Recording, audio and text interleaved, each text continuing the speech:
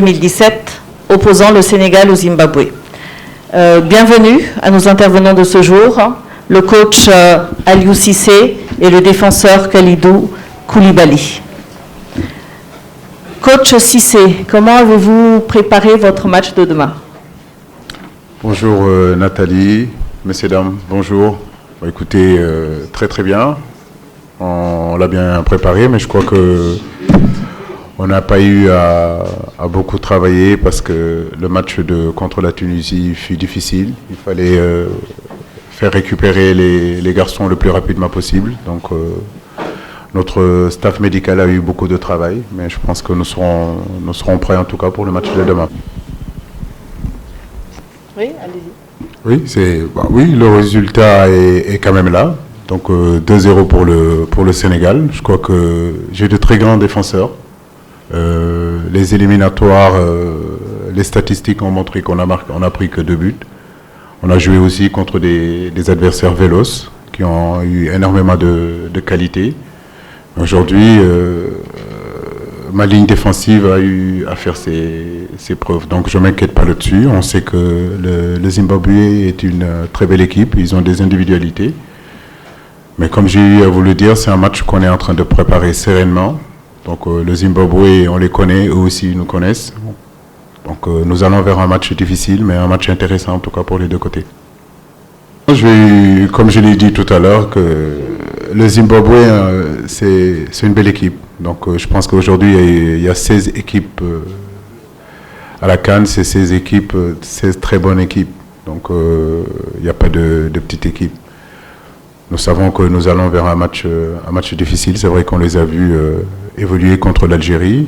Ça a surpris beaucoup de gens, mais moi personnellement, ça ne me surprend pas. Parce que ça fait un bon bout de temps que je surveille cette équipe de la Zimbabwe. Donc, comme j'ai eu à le dire, nous sommes dans une poule difficile où chacun aura sa chance de passer. L'importance, effectivement, de ce deuxième match. Soit le premier, vous l'avez perdu, il faut impérativement gagner le deuxième, ou le deuxième, vous l'avez gagné, le premier, vous l'avez gagné, il faut confirmer pour le deuxième match. Donc, les deuxièmes matchs sont souvent très compliqués à négocier, très difficiles, parce que c'est souvent des matchs décisifs, d'une façon ou d'une autre. Donc, nous le préparons, comme j'ai eu à le dire. Il n'y a plus de petites équipes en Afrique. Donc, nous savons que le Zimbabwe aura sa chance, mais nous aussi, nous sommes déterminés, en tout cas, à passer ce premier tour. Donc, ma philosophie, en tout cas, ce que j'essaie de faire passer à mes joueurs, c'est match par match.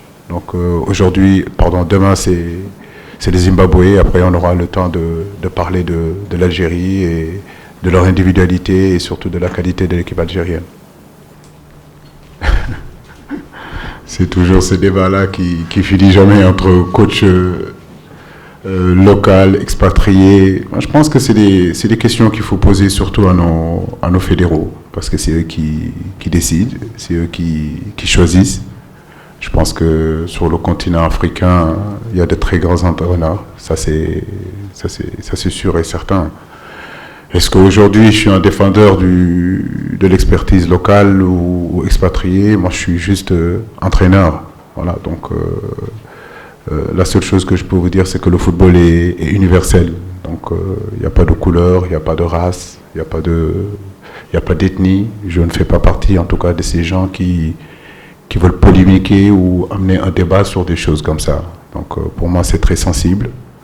Je pense que l'expertise n'a pas de couleur. Et le football, quand le football est une discipline vraiment où il y a de différentes personnes, différentes ethnies, religieux et tout, et c'est ce qui fait le charme du sport en fait. Donc ces débats-là, moi ça ne m'intéresse pas et j'ai pas envie de trop rentrer dedans. Voilà, donc la deuxième question, je crois que c'est sur le Zimbabwe. Nous savons que c'est une équipe qui va très vite, qui se projette rapidement, capable de recevoir le jeu, capable de temps en temps aussi d'être en attaque placée.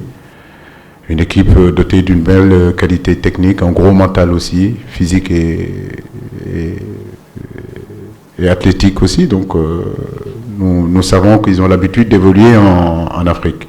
Et ils ont eu à éliminer quand même des des très très très belles équipes pour en arriver là. Donc s'ils sont là, c'est pas un hasard. Mais comme je vous l'ai dit, nous aussi, nous avons un statut.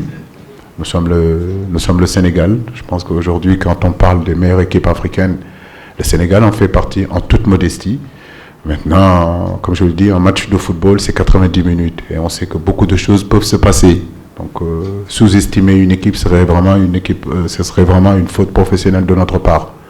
Mais on ne surestime personne. Nous connaissons notre qualité, nous connaissons notre équipe.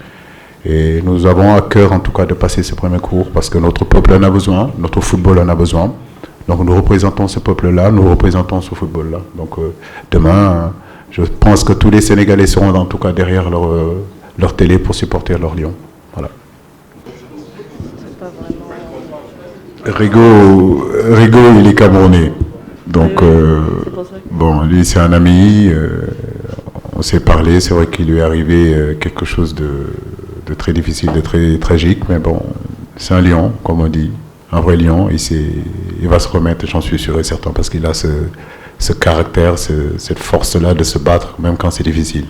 Donc, j'ai pas de souci là-dessus. Mais lui souhaiter vraiment une longue vie et une bonne santé, parce que c'est une légende du football africain. Et c'est des gens qu'on a envie de voir à côté de nous encore beaucoup plus longtemps. Concernant Pape, c'est un fils de notre pays. Et aujourd'hui, perdre Pape Soiré en tant que footballeur, c'est vrai que c'est une perte pour le Sénégal. Et je crois que là où il doit être triste, mais c'est à ses coéquipiers de se battre pour justement essayer d'aller le plus longtemps dans cette compétition. C'est la meilleure chose qu'on peut lui offrir. Mais je pense aussi à tous les garçons qui étaient dans le groupe aussi et qui n'ont pas pu être sélectionnés. Je pense que les 23 qui sont là ont à cœur, en tout cas, de bien compétir pour justement leur rendre fiers de leur équipe nationale. Est-ce que vous avez eu la chance de parler avec lui? Non, avec Pape, non. Avant le match, avant le tournoi, il était à l'hôtel avec nous à Dakar. Et moi, personnellement, je n'ai pas parlé avec lui, mais j'en suis sûr et certain que ses coéquipiers lui parlent. C'est vrai que ça, c'est un gros problème. Et c'est un problème qui dure depuis